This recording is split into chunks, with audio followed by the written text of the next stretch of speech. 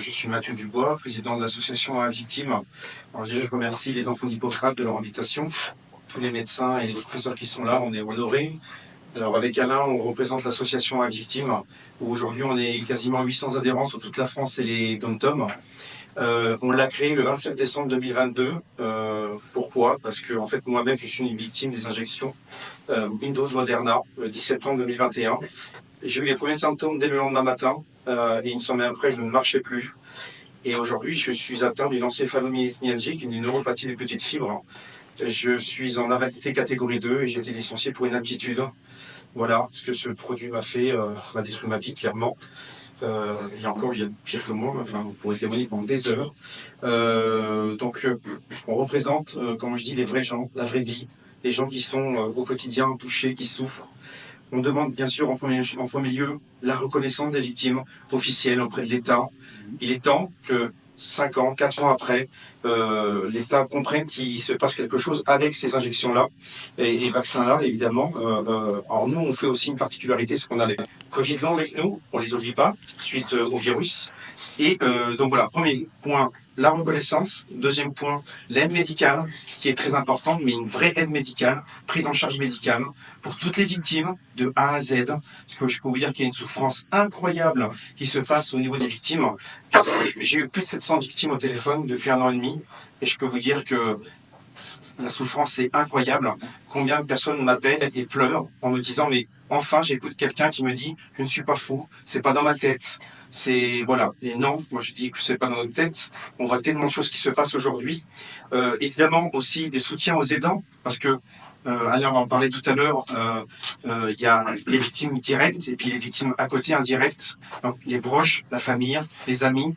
Moi je l'ai vu avec ma femme et mon fils où il y a eu beaucoup de bouleversements dans notre vie. Mais voilà, il faut pas les oublier parce qu'on les oublie trop souvent. Et également aussi, bien sûr, les personnes décédées à cause de ces injections-là, vraiment, on a une grosse pensée pour eux. On a Dominique qui est présent avec nous aussi aujourd'hui, qui a créé une carte de France pour les victimes de toute la France et qui a perdu sa fille Karine suite aux injections également. Donc je remercie d'être présent avec nous. Il vient de Corse, et c'est un papa très courageux. Et Martine, sa femme, est aussi une maman très courageuse. C'est ce qu'on voit tout le temps. Je vois des victimes qui sont très très courageux et courageuses. Voilà, tout a été détruit parce que c'est un, excusez-moi du terme, mais le mot est là, c'est un carnage. Il n'y a pas d'autre mot. On a sacrifié des gens, clairement. Quand je vois des jeunes de 20 ans, 30 ans qui ne peuvent plus marcher, qui sont atteints de la maladie de Charcot, la maladie de Charcot dans l'association, c'est 37 maladies de Charcot sur 800 adhérents. Ça fait à peu près 17-18%. C'est énormissime. Il faut savoir que avant les injections Covid, c'était entre 6 et 7 000 cas en France. On a des chiffres qu'on ne peut pas divulguer aujourd'hui nous-mêmes, parce qu'on n'est pas médecin et puis on est juste une association. Mais je peux vous dire que beaucoup de médecins nous disent Mathieu, il se passe quelque chose. Il se passe quelque chose. Les péricardites, les myocardites, les troubles visuels, les troubles auditifs, les troubles menstruels, gynécologiques, enfin tout ça, tout à des personnes qui ont fait confiance à l'État pour différentes raisons. Alors nous, on n'est pas là pour diviser. Peu importe pourquoi ils l'ont fait aujourd'hui. Moi, si c'était pour le cinéma, c'était leur problème, c'était leur choix. Aujourd'hui, ce qu'on garde, c'est le résultat qu'il y a. Et le résultat est catastrophique. On ne peut pas dire autre chose, c'est clairement. Il n'y a pas d'autre mot. Évidemment, on demande aussi d'ouvrir des filiales pour soigner les victimes. Des filiales dans Covid long, mais bien sûr, effet indésirable. Alors, on a une sénatrice qui nous soutient, qui a interpellé le ministre il n'y a pas longtemps en disant « Monsieur le ministre, il n'y a plus d'argent pour les ARS et pour les filiales de Covid long. » Et il certifie que non, tout va bien. Je peux vous dire qu'on est dans l'Allier, Vichy vient de fermer, Nancy vient de fermer, Strasbourg c'est une catastrophe, et tant d'autres. Donc en fait, il n'y a plus rien qui se passe. Donc qu'est-ce qu'on fait pour ces gens-là? On va les envoyer directement dans la filière médicale dite normale, entre guillemets. Ils vont arriver aux urgences, comme il se passe souvent. Non, tout va bien, madame. Tout va bien, monsieur. C'est dans votre tête. La violence, encore 4-5 ans après. Alors on a des médecins qui commencent à comprendre. Mais je peux vous dire qu'il est temps. Il est temps. Moi, je lance un appel au gouvernement directement, au nom de toutes les associations et collectifs, parce qu'il y en a beaucoup qui font du bon travail. Oui, mon cycle, on a une autre dose, Vérity France, des collectifs belges, luxembourgeois, autrichiens. On a été en Autriche au mois de novembre pour aussi témoigner. et on voit que c'est mondial. Donc, vous voyez tout ce qui se passe. Pourquoi, comme l'a dit très bien Louis, il y a des États comme aux États-Unis qui enlèvent la vaccination obligatoire, les États-Unis qui reconnaissent maintenant les soignants et on leur rend leur statut de soignant avec les salaires abandonnés. Voilà, il est temps aujourd'hui que les choses bougent, clairement. On l'a dit aussi, les soutiens aux associations, évidemment. Les enfants d'Hippocrate, à victimes, SOS, voilà, il y a une plateforme qui a été créée pour d'écoute pour les victimes. SOS et Faire Désirable, et je les remercie parce qu'on a pas mal de victimes aussi de leur part. On voit par contre une chose que on peut ressentir dans tout ce malheur, c'est qu'on sent qu'il y a de l'humanité qui commence à se former. Et nous, voilà, nous on est là pour dire, rassemblons-nous. Peu importe pourquoi, de comment, de qui, de quoi, nos égos, nos valeurs, voilà, les mêmes valeurs évidemment, mais il faut qu'on se rassemble absolument, parce que je sais que tous ensemble on y arrivera. Évidemment, on demande aussi les chiffres, parce que depuis juin 2023, on n'a plus les chiffres de la NSM qui arrivent. Pourquoi ? Il y a tellement de choses à cacher. Il demande la transparence. On a un ministre qui veut créer sur la désinformation. Maintenant, on est là pour dire, travaillons ensemble pour réinformer les gens et qui essaie évidemment cette transparence vis-à-vis des vaccinations. Je pense que on le sent dans le sens général de la vie quotidienne. Les gens aujourd'hui n'ont plus confiance en cette vaccination-là. On l'a vu avec la grippe, on le voit avec le Covid aujourd'hui. C'est avant toute chose, c'est leur faute à eux. Ils n'ont jamais été transparents. Quand on dit, il y a quand même un ministre, M. Rousseau, qui dit en octobre 2022, si je ne dis pas de bêtises, qui dit qu'il n'y a pas d'effet indésirable avec les vaccinations Covid. Mais c'est horrible pour les victimes. Et puis les proches aussi également. C'est pour ça qu'aujourd'hui, voilà, moi, en tant que simple président d'association et victimes, on demande prise en charge, écoute, aide médicale évidemment, recherche, avec des gens très compétents qui sont présents aussi ici et dans tant d'autres. Il est temps que les choses bougent vraiment en 2025. On ne peut plus laisser souffrir des victimes comme cela. J'ai un cas à donner. Je pense à Serena, qu'on a vu sa maman ce week-end. Serena a fait une tumeur à 6 mois. Donc la maman a été vaccinée plusieurs fois pendant la grossesse. Tumeur cancéreuse. 2 ans, une nouvelle tumeur. Ils viennent faire un contrôle il y a la semaine dernière, c'est ça là. Une nouvelle tumeur de 3 cm au niveau des ovaires. Et tout va bien. Ah non, tout va pas bien en fait. Donc il est temps, au nom de l'humain, d'entendre. C'est quand on a pu interpeller le ministre il y a un mois à Vichy, je lui dis, monsieur le ministre, au nom de l'humain, au nom de... Vous voyez, je suis très ému, pardon, mais au nom de l'humain, on a besoin de reconnaître tout ça. Il est primordial aujourd'hui. On ne peut plus rester dans ce déni-là. On est un des derniers pays au monde où on a un État qui est complètement fermé, qui refuse de dire qu'il y a des effets indésirables. Voilà, je voulais vous remercier du fond du cœur, à toutes et tous, particulièrement Louis, Hélène, professeur Perron, Claude, Carole et tous les autres, évidemment, que on rencontre des gens magnifiques et que tous ensemble on y arrivera. Voilà, je vous remercie infiniment. Merci.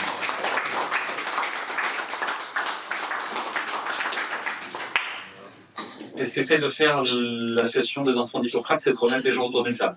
En disant que ça fait 5 ans que chacun est dans sa tour d'ivoire, dans son silo idéologique, dans son silo numérique, où il hurle et est persuadé d'avoir raison en disant qu'il faut prendre l'autre.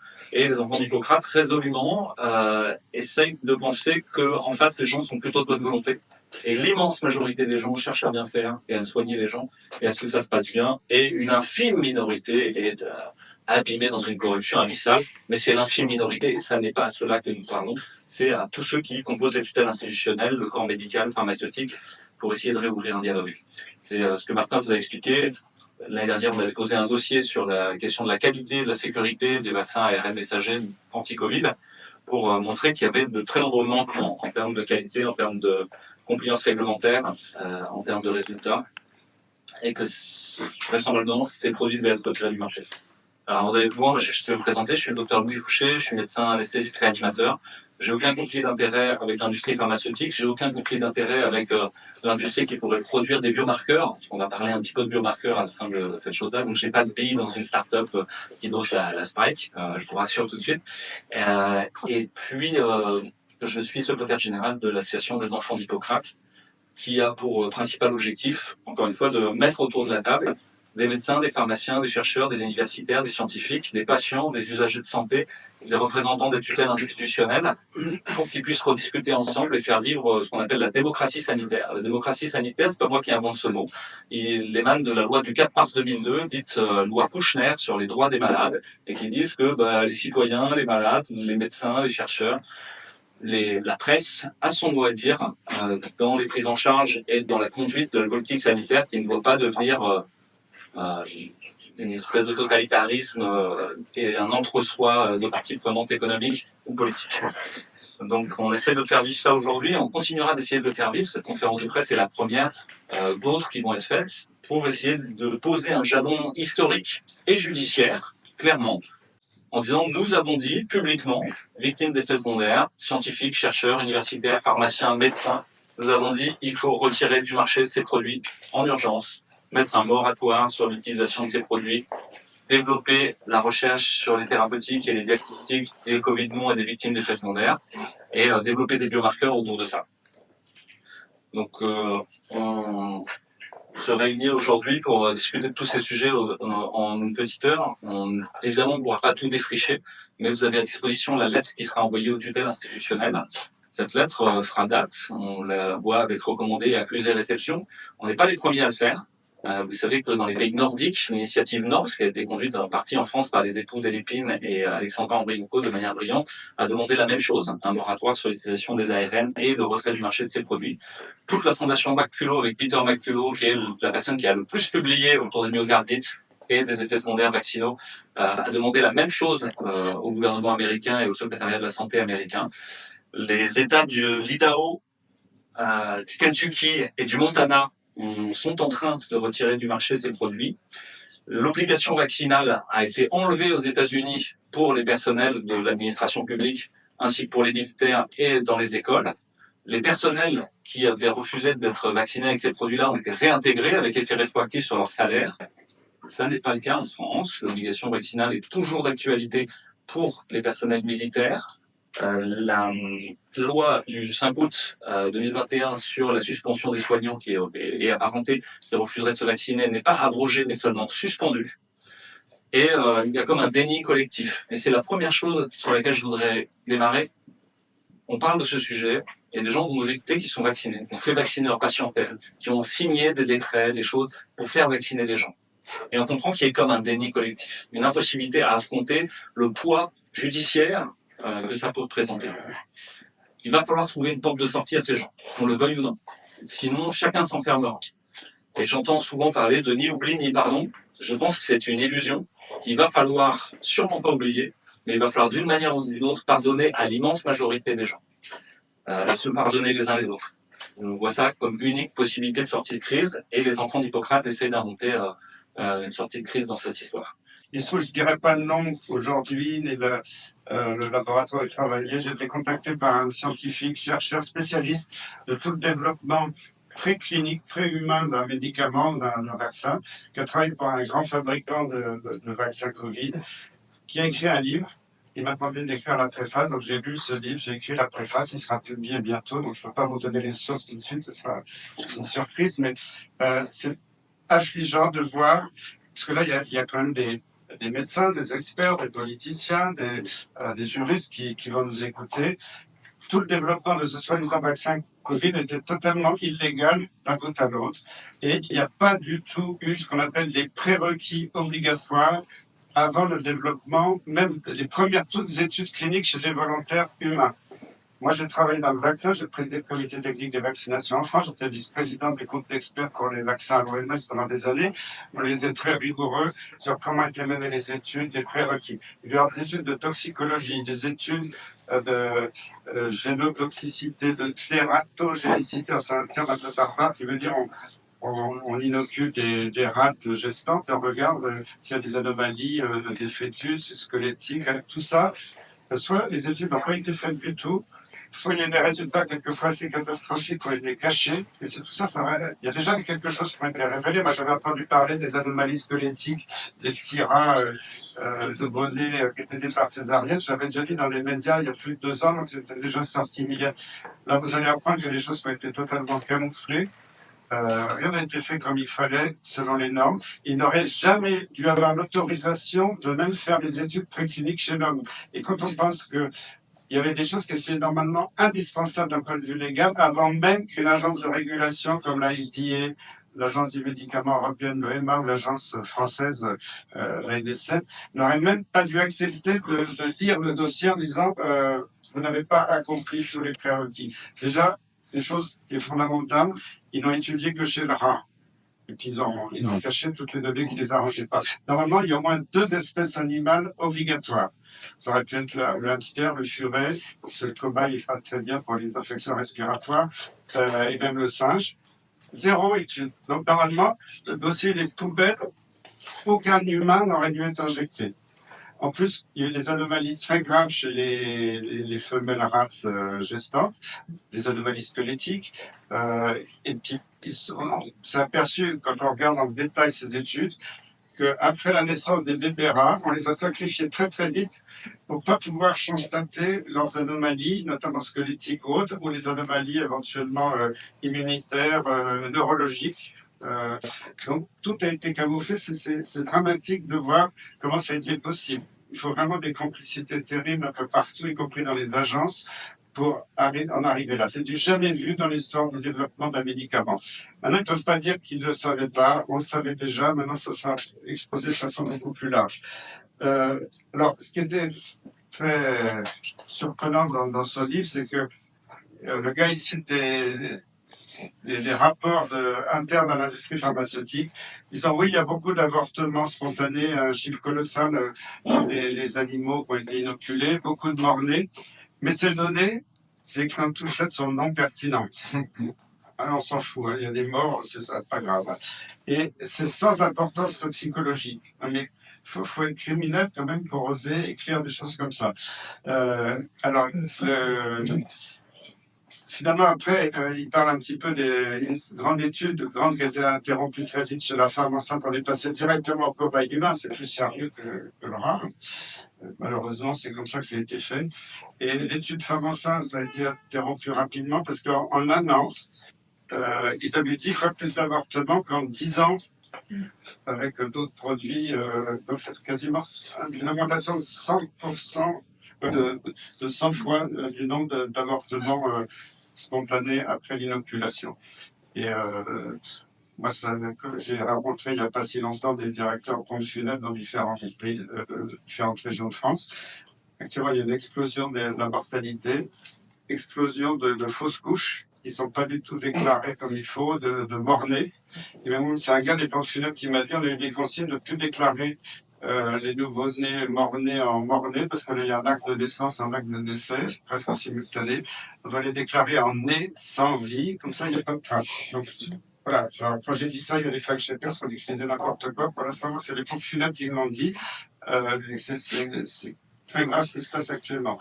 Alors, on voit tous ces femmes qui ont perdu leur cycle, les hommes qui ont perdu leur spermatozoïde, mais c'est le réchauffement climatique. C'est dramatique, l'augmentation de la mortalité et de la chute de la fertilité. Et pourtant, quand vous regardez bien, moi j'en avais déjà parlé dans des vidéos anciennes, dès fin 2021, une Américaine qui avait sous-traité pour Pfizer avait écrit un article dans le British Medical Journal pour dire dans la grande étude publiée, il y avait des choses qui avaient été modifiées. Modifiées, c'est un mot gentil pour parler de fraude à la publication quasiment. Et ce qui était quand même terrible, c'est que la FDA, donc l'agence de régulation des médicaments aux États-Unis, avait obtenu un secret d'État pour 50 ans sur leurs données. Heureusement, aux États-Unis, par une loi, les juges ont réussi à faire publier le dossier. Je crois qu'il y a 450 000 pages analysées par 3000 experts, mais en fait, il y a tout. On dit maintenant, on ne connaît pas les données, on ne sait pas, mais si les données existent, après c'est difficile de les trouver parce que malheureusement, surtout en France, les médias, je ne parle pas de vous qui êtes les vrais médias, mais les médias aux ordres cachent tout ça. Donc on se rend compte qu'en fait cette AMM, cette autorisation de mise sur le marché pour ces soi-disant vaccins qui n'ont jamais été des vaccins, c'était une tromperie, et que l'obligation surtout était totalement illégale, parce que je rappelle que injecter de force par obligation un produit expérimental, c'est dans la loi internationale un crime contre l'humanité. Je crois qu'il faut s'en souvenir. Après, je suis d'accord qu'il faut pardonner peut-être à des gens qui ont été manipulés, mais il faudra quand même s'en souvenir. Voilà, donc finalement, pour une maladie dont la mortalité, à part des personnes très à risque, est basse, on voit cette explosion de mortalité, cette chute de la fertilité, et on le savait dès 2021. Moi, je l'avais dit dans des vidéos à l'époque, en juillet 2021, quand ils ont commencé à inoculer les Vietnamiens, les Indiens dans 3 États de l'Inde, explosion. Alors qu'il n'y avait pratiquement pas eu de mort au Vietnam en un an. Il y avait eu 3000 morts à Saigon en un mois après l'inoculation. En Inde, c'était pareil. Je l'avais dit publiquement, c'était sorti dans les médias, c'était étouffé totalement. On a su après, il ne faut pas oublier que les médecins de plateau, tous nos politiciens avaient dit à l'époque, pour justifier l'obligation, c'est parce qu'on a la preuve que le vaccin prévient la transmission. Donc, si vous n'êtes pas inoculé, vous allez transmettre les enfants vont tuer les grands-parents, vous allez tuer tout le monde au travail, en famille. Totalement faux. C'est même la vice-présidente de Pfizer qui l'a avoué devant le Parlement européen. On n'a jamais fait d'études sur la transmission. Pourtant, sur les autres routes, vous vous souvenez, à tout vacciner, tout se protéger, c'était une pipeau totale, c'était totalement de manipulation. Alors après, il y en a, ils ont reconnu, même des Fréciers reconnus. Ah ben oui, on n'avait pas de données sur la transmission, mais il fallait quand même inoculer parce que ça protégeait les formes graves. C'est totalement faux. On sait que le vaccin a augmenté le nombre de cas, a augmenté la mortalité. Moi, je l'avais dit dès fin 2021 sur CNews. Après, j'ai plus été invité. Hein. Il y avait les chiffres en anglais qui montraient qu'en Angleterre, quand on était inoculé, ce pseudo-vaccin, si on rencontrait le virus, qu'on faisait une forme un peu grave, on avait 4 fois plus de chances de mourir si on avait reçu le soi-disant vaccin que l'inverse. J'ai été traité de tous les noms, mais c'est pas grave. Donc maintenant, qu'est-ce qu'on voit? Ben, on voit beaucoup de maladies inflammatoires chroniques, dont le Covid long, qui ressemble beaucoup d'ailleurs à la forme chronique de la maladie de Lyme. C'est des réveils de bactéries, je pense, qui se réveillent avec l'immunodépression induite par le Covid, mais par le vaccin, c'est un Covid long. Parce qu'on a ces gens qui vivent un calvaire depuis des années, fatigués, mal partout, les problèmes cardiaques, neurologiques, articulaires et tout. On dit oui, mais c'est que les Covid. En fait, c'est les Covid surtout qui n'ont pas été traités initialement par l'azithromycine, l'hydroxychloroquine. Et surtout, il y a beaucoup de tableaux identiques au Covid long qui sont des gens qui sont survenus après l'inoculation vaccinale. Parce que ça a réveillé des infections chroniques à bactéries comme Lyme et autres. Alors on voit les thromboses, les embolies pulmonaires, les infarctus du myocarde, les AVC, les pilotes d'avion qui font des arrêts cardiaques dans le cockpit. Bon, il y a les procès en cours aux États-Unis, en France, les myocardites, les turbocancers. Moi, quand j'avais parlé des turbocancers il y a 2 ans, je crois, 3 ans, je sais plus, je m'étais fait insulter par des journalistes, par les fact-checkers en disant que je disais n'importe quoi. Maintenant, c'est reconnu depuis plus d'1 an par toutes les sociétés de cancérologie. Ah, tiens, c'est curieux, explosion des cancers du pancréas, du sein. Ah, ça doit être le réchauffement climatique, c'est le stress de la crise économique. Mais on se fout de notre gueule, hein, parce qu'ils savent très bien, ils disent ça bien. Et on avait fait une publication avec l'association Bon Sens, avec Xavier Salbert et plusieurs chercheurs. On avait déjà montré que la protéine SPAC induisait l'inflammation et pouvait, avec Jean-François Lesgard notamment, ça augmentait le risque de cancer. Et je salue aussi Bon Sens parce que grâce à Bon Sens, on a pu quand même publier plusieurs articles pour dénoncer la fraude scientifique. Moi, ce qui m'a choqué dans cette crise, c'est la fraude scientifique dans les plus grands journaux médicaux. On les a pas tous débusqués, mais on a pu obtenir des rétractations d'articles totalement scandaleux. Donc voilà, on nous a vendu que l'ARN messager, la protéine SPAC, ça restait 2-3 jours au maximum dans les poules après l'injection. Maintenant, il y a des publications, on en trouve 700 jours après. Pas chez tout le monde, je pense qu'il y a des gens qui finissent par s'en débarrasser, mais pas tout le monde. Et on continue d'inoculer des femmes enceintes. Normalement, un vaccin, c'est 10 ans de développement. Ça n'a pas été respecté. Une femme enceinte, c'est 20 ans de recul avant oser injecter un nouveau vaccin de femme enceinte. Même le vaccin Coqueluche, qui est un vaccin très bien toléré, bon, l'ancien n'était pas toujours très bien toléré, mais il y a 25 ans ou plus, on était passé une forme dite acellulaire qui était plus purifiée. Même quand il a été autorisé chez les enfants, les adultes en bonne santé, en prévention, on a attendu 20 ans, 10 ans de plus pour l'inoculer aux femmes enceintes. Donc ça a été respecté. Ce que là, on n'a absolument pas respecté. On a inoculé un produit expérimental à des femmes enceintes. Et aujourd'hui, il y a des responsables des sociétés de gynécologie en France, des sages-femmes, qui font des pressions honteuses, qui exigent des patients, enfin des femmes enceintes qui sont en train de suivre. Ah ben madame, si vous ne faites pas inoculer, je ne prends pas en charge votre grossesse. Ça, c'est criminel. Alors qu'ils savent que ça se produit enfin des fausses couches et des malformations. Alors, on a supprimé la responsabilité des fabricants avant la crise, responsabilité pénale. Donc pour venir je terminerai là-dessus. Ce qui m'inquiète beaucoup, c'est que bon, il y avait le vaccin Covid qui était une catastrophe, qui n'était pas un vaccin, qui est un produit dangereux. Mais maintenant, ils s'amusent à développer des vaccins ARN messagers pour toutes les maladies de la Terre. Ils ont commencé par la bronchiolite. Bon, j'ai vu l'autre jour, mais j'ai pas eu la vérification, qu'ils étaient un peu embêtés parce que je crois qu'il y a beaucoup d'effets secondaires qui commencent à sortir avant même que le produit soit sorti. Mais ce qui m'inquiète énormément, c'est qu'ils ont fait, il y a le feu vert de l'Union européenne. Et ben, notre ami Ursula a donné son feu vert il n'y a pas longtemps, alors qu'elle n'a aucun mandat en termes de santé, et pour développer des vaccins ARN messagers auto-réplicants. Alors déjà avec le Covid, on vous injecte un ARN messager, 700 jours après on peut le retrouver, là il va se répliquer ad vitam aeternam. Moi je dis ad vitam raccourci, parce que ça va être un génocide organisé. Et comment des agences peuvent donner leur feu vert pour des produits criminels qui visiblement on joue aux apprentis sorciers. Peut-être que dans 20 ans on maîtrisera la technique des ARN messagers, mais elle n'est pas du tout maîtrisée aujourd'hui. Il faudrait déjà faire des études animales très longues, comme chez le singe, avant de passer à l'homme. Et là, d'un seul coup, ce qui m'inquiète, c'est que cette même Ursula de lancer le passeport vaccinal européen. Alors, c'est testé, je sais qu'il y a des Belges ici, que c'est testé en Belgique, c'est testé en Allemagne et dans 5 pays en Grèce aussi. Donc les Belges et les Grecs, ils vont dire, bah oui, c'est sympa, le passeport vaccinal, c'est aucune obligation. Ils vont le généraliser à toute l'Europe l'année prochaine.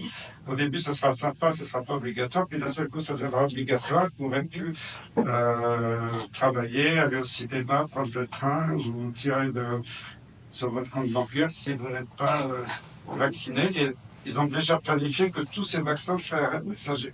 Alors j'espère que ça ne se fera pas. Parce que là, franchement, ce serait...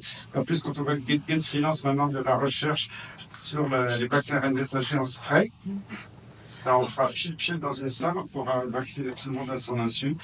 Donc, il faut exiger un moratoire immédiat. Vous n'avez pas le droit de dire que vous ne saviez pas. Il y a toutes les données, toutes les preuves. Je suis d'accord qu'il va falloir pardonner à beaucoup de gens parce que tout le monde n'était pas au courant, beaucoup de gens étaient manipulés. Il faut qu'un jour la justice quand même se fasse parce qu'il y a des millions de morts dans le monde à cause de cette plaisanterie. Alors, je suis très content qu'on arrête le vaccin chez Congonia après un mort. On avait arrêté le vaccin grippe porcine du temps de Gerald Ford il y a très longtemps aux États-Unis après un mort. Là, il y a des millions de morts dans le monde et on continue.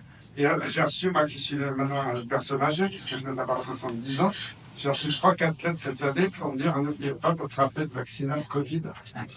C'est criminel de faire ça. Ils savent que ça tue, que ça ne marche pas. Voilà, j'ai fait de l'espoir dans ce qui se passe aux États-Unis.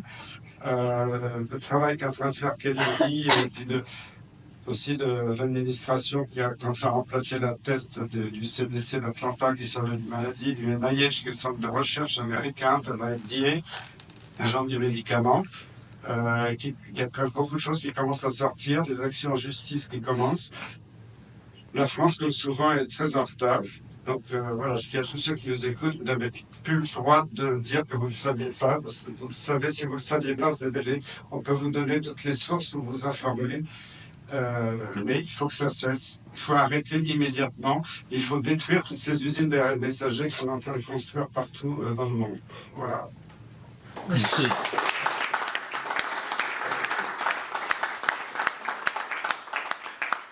Je suis Hélène Manon, pharmacien biologiste retraitée, sans conflit d'intérêt. Je n'ai jamais travaillé pour l'industrie pharmaceutique. J'ai publié, par contre, dans des revues internationales, et on m'a demandé d'expertiser aussi des publications sur la Covid, le virus, les vaccins, et j'ai publié aussi sur les anticomonoclonaux. Voilà. Et je fais partie aussi de l'AMSI, l'Association internationale pour une médecine scientifique indépendante et bienveillante. Alors, je ne reviendrai pas sur le chikungunya, je voulais juste vous dire un mot, mais comme et Christian en parlait, je voulais juste rappeler que tout ce qui arrive, c'était prévisible. Hein. Moi, j'avais mis en garde début mars. c'est un peu comme le vaccin dingue, ça provoque de l'ADME, c'est-à-dire la facilitation, aggravation des infections. Ouais. Ça serait bien de ne pas recommencer la même chose avec les vaccins Covid. Alors, je vais vous faire un rappel très rapide sur le principe des ARN anti-Covid, parce que ça explique un peu ce qui se passe. Contrairement à un vaccin classique où on introduit un pathogène, une partie du pathogène, là, on va introduire une partie du génome, c'est-à-dire le génome de la spike, la protéine de surface du virus, sous forme d'acide nucléique. Donc, en l'occurrence ici, c'est de l'ARN modifié. Hein. N, ça veut dire messager, mais ça veut dire aussi modifié. Et donc, c'est le vacciné qui va fabriquer le produit actif. Et il faut se rappeler que la spike est toxique, comme l'a montré Jean-Marc Sabatier dès début 2020. Elle réduit le système rénine-angiotensin en se fixant sur le récepteur ACE2. Et donc, elle provoque ce qu'on appelle maintenant, c'est reconnu, publié, une spikeopathie, donc de l'inflammation, comme l'a dit Christian, de la thrombogenèse, c'est-à-dire des calules sanguins. Et elle interagit donc avec le système rénine-angiotensin qui pilote beaucoup de fonctions. Elle provoque donc une endothélie, c'est-à-dire une inflammation des vaisseaux sanguins partout, dans le cœur et aussi dans le cerveau, ça a beaucoup d'effets neurologiques, et elle a des propriétés amyloïdes, donc trigger-like, ce qui rappelle la maladie de la vache folle, donc Creutzfeldt-Jakob. Alors, juste, je ne vais pas m'étendre sur un sujet que Christian Vélo aurait dû développer, c'était le risque de recombinaison lorsqu'on introduit un ARN modifié. Si la personne est infectée par le virus, il peut y avoir recombinaison, donc création de mutants. Voilà. Ça, c'est la spécialité de Christian Vélo, mais c'est peut-être un des risques que je ne vais pas aborder, mais qui existe aussi avec ces nouveaux vaccins ARN. Alors, ce qu'il faut se rappeler, c'est que les ARN messagers, en fait, ça correspond exactement à la définition de ce qu'on appelle Gene Therapy Products, c'est-à-dire des produits de thérapie génique. Alors ici, c'est pas de la thérapie, c'est de la prophylaxie, mais c'est un produit génique. Ça correspond à la définition de la FDA, de l'Agence européenne du médicament, de Pfizer et Moderna, qui pensaient que leurs produits allaient être réglementés comme un produit de thérapie génique, et également pour la Société américaine de thérapie génique. Alors, en passant, je voudrais quand même remercier, en fait, certains fonctionnaires de l'Agence européenne du médicament qui ont fait un gros travail sur les rapports, qui ont pointé tous les problèmes, mais c'est sûr qu'à la fin, la décision était politique, la décision d'accepter les vaccins ARN a été politique. Donc, il y a quand même encore des fonctionnaires qui font l'envoi. Alors, comme ces produits ARN ont été réglementés comme des vaccins et non pas comme des produits de thérapie génique, ils ont de ce fait échappé à beaucoup de contrôles. Ils sont obligatoires pour les produits de thérapie génique. Et ça a été confirmé par l'agence de régulation. Voilà. Alors, les contrôles auxquels ils ont échappé, c'est la biodistribution, donc où est-ce que ça va dans le corps, l'intégration dans la lignée germinale, donc dans les spermatozoïdes et dans les ovules, alors que ça soit dans le génome ou que ça soit dans les vésicules extracellulaires, c'est-à-dire une hérédité épigénétique, j'ai vu ça des publications qui montrent qu'il y a des hérédités épigénétiques dans le sperme, par exemple, des petites vésicules qui amènent de l'ARN et ça peut se transmettre comme ça. La génotoxicité, donc la toxicité sur le génome, la toxicité, comme l'a dit Christian, reproductive et sur le développement de l'embryon, la cancérogénicité, et très important, un suivi spécifique au niveau de la pharmacovigilance sur 5 points très précis: les cancers, les affections hématologiques, les maladies neurologiques, les affections rhumatologiques et les infections. Donc ça, c'est ce qu'on voit exploser après les vaccins ARN, et c'était réussi puisque c'est prévu de contrôler spécifiquement ça pour les produits de thérapie génique. Alors, il y a quand même eu des contrôles qui ont été effectués, qui sont obligatoires pour tous les médicaments, et là, on voit que les bonnes pratiques de fabrication n'ont pas été respectées dès le départ. Alors déjà, je vous rappelle qu'il y avait 2 processus de fabrication. Le 1 qui était pour les essais cliniques, et le 2 qui était pour le produit commercialisé. Les agences de régulation savent qu'il y a 2 processus. Et le problème, c'est que c'est pas le même processus. Le 2, pour le produit commercialisé, il utilise un bacille bactérien à ADN, dans lequel il y a la séquence du promoteur du SV40. Alors c'est un peu technique, c'est un virus oncogène, c'est-à-dire capable de provoquer des cancers. Du moins, c'est officiellement approuvé chez le singe. Bon, chez l'homme, c'est pas officiel, mais c'est quand même réel. Donc il y a cette séquence du promoteur SV40 qui a été masquée par Pfizer. Et ensuite, les agences du médicament, la FDA et l'agence australienne ont confirmé qu'elle y était bien. Et Health Canada et l'agence européenne du médicament ont confirmé la dissimulation par Pfizer. Donc il y a eu fraude au départ, déjà, de dissimulation de cette séquence oncogène.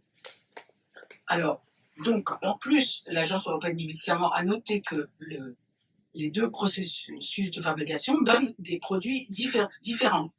Donc, le produit, c'est toujours l'ARN modifié. Et l'agence européenne des médicaments, avec le processus 1 des essais cliniques, elle a noté une pureté, elle a admis une pureté aux environs de 50%, c'est-à-dire qu'il y a 50% de la pureté. Et il faut savoir que pour l'agence européenne des médicaments, tout médicament, dont font partie les vaccins et les produits des thérapies géniques, doit avoir une pureté de 95% maximum. Là, elle admet 50%, alors qu'un médicament, on donne une personne malade, et un vaccin, on donne une personne en bonne santé. Donc, c'est absolument inadmissible. Ensuite, ce qui a été retrouvé par l'Agence européenne du médicament de son rapport, c'est la présence de contamination ADN, qui provient du processus 1 de fabrication à partir du plasmide bactérien à ADN. Alors, il faut savoir que la limite autorisée, c'est 10 nanogrammes par dose, mais elle a été relevée plusieurs fois par les agences de santé sans justification scientifique. En fait, ça correspond à la limite que peuvent admettre les fabricants dans leur processus de purification. Et l'Agence européenne du médicament a noté que le dosage de cet ADN contaminant, la quantification était faite par une méthode inadaptée. Et aussi, surtout, qu'il y avait une grande hétérogénéité dans les lots, dans les quantités d'ADN. Alors, pour l'agence du médicament, elle avait trouvé que c'était toujours inférieur à la norme, mais elle reconnaissait aussi que la méthode était inadaptée. Par contre, des équipes indépendantes dans le monde entier, alors il y a au moins 3 équipes aux USA, une au Japon, une petite tchèque, une équipe en France, le professeur Raoult, 2 équipes en Allemagne qui ont retrouvé ces quantités importantes d'ADN contaminants et même parfois supérieures, alors toujours souvent supérieures aux limites autorisées, jusqu'à 500 fois, mais même parfois supérieures à la quantité du principe actif qui devrait être présent uniquement dans le vaccin, c'est-à-dire plus d'ADN contaminant, entre guillemets, parce que c'est plus d'une contamination que d'ARN. Voilà. Alors, bon, maintenant j'ai un petit peu plus de temps, comme Christian n'est pas là. Alors, la conséquence du principe d'action de cette ARN, c'est que, comme déjà on ne sait pas combien on en injecte, puisqu'il y a, suivant les longues, des quantités différentes, on n'a pas de contrôle sur le principe actif. Le principe actif, c'est la protéine spike, c'est-à-dire le vacciné fabrique la protéine spike. On ne sait pas combien va être fabriqué. On ne sait pas quel type de protéines va être fabriqué, puisqu'il y a des ARN qui sont impurs, c'est-à-dire qui sont tronqués, des petits bouts qui vont fabriquer des protéines inconnues, donc on ne connaît pas la toxicité. Et dans les essais, ils n'ont pas mesuré la quantité mesurée, ni la quantité produite par les vaccinés, ni les autres protéines qui auraient pu être produites. Et il y a aussi le problème que c'est un ARN modifié, c'est-à-dire toutes les pseudo-uridines, les uridines ont été remplacées par des pseudo-uridines, donc ça décale le cas de lecture et ça provoque la synthèse de protéines inconnues. C'est toute toxicité inconnue.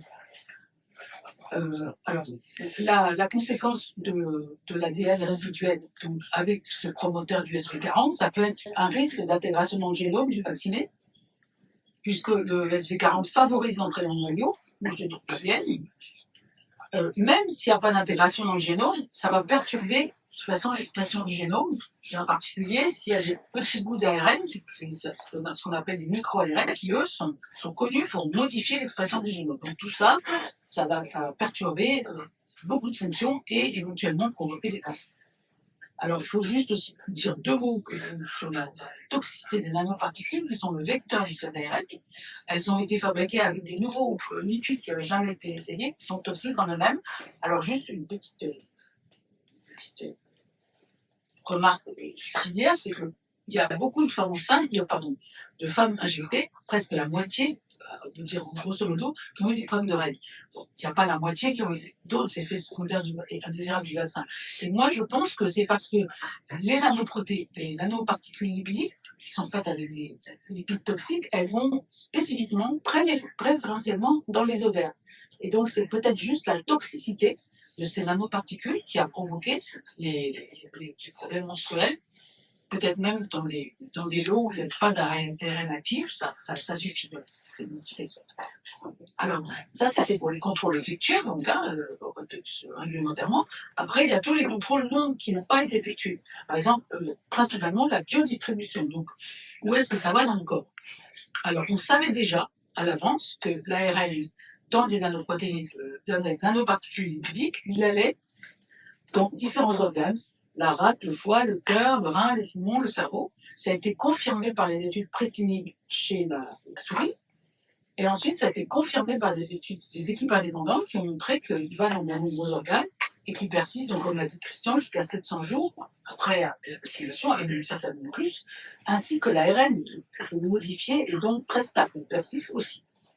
Et on a retrouvé, par exemple, chez les vaccinés, la spike, l'ARN dans la peau, le sang, le cerveau, le cœur. Et on sait maintenant, c'est confirmé par différentes équipes, que ça passe dans le lait maternel chez une mère allaitante de vacciner son enfant. Alors, c'est dans les premiers jours, dans la première semaine, mais c'est déjà grave. Et on sait que l'ARN, il peut être englobé naturellement dans des vésicules extracellulaires naturelles. Ils vont le protéger des sucs gastriques. Et donc permettre que l'ARN soit protégé et pénètre dans le corps du bébé et produise de la spike toxique, ce qui peut expliquer les problèmes chez les petits bébés.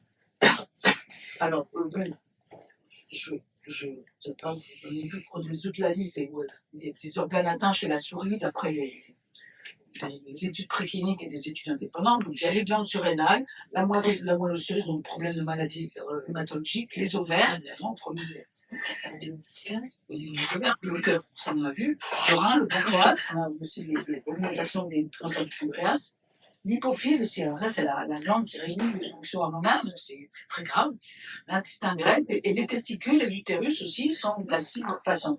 Il y a une certaine concentration des nanoparticules, donc de l'ARN aussi dans ces organes-là. Et dans le cœur, on a vu que la spike, elle est associée à des lésions tissulaires, c'est-à-dire qu'on a retrouvé la spike chez les vaccinés qui ont fait des myocardites, et c'est associé aux lésions tissulaires. C'est vraiment en faveur de la réunion causale. Alors, chez la souris, on sait maintenant que ça traverse le placenta, que ça peut donc atteindre le fœtus. Donc, c'est théoriquement possible chez l'homme aussi. Et il y a des études qui ont dosé la spike vaccinale par le chromatographie liquide et spectrométrie de masse, parce qu'ils arrivent à la différencier de la spike virale chez des personnes vaccinées atteintes de ce qu'on appelle Covid long. En fait, c'est plutôt l'effet viral du vaccin. Donc ça a été montré, évidemment à l'étranger, pas en France. Et il y a une différence significative avec les patients qui n'ont pas de Covid long. C'est-à-dire qu'on était vaccinés mais qui n'ont pas de Covid long, et bien eux, on trouve peu ou pas de spike vaccinale dans les organes. Donc d'où l'intérêt de doser la spike.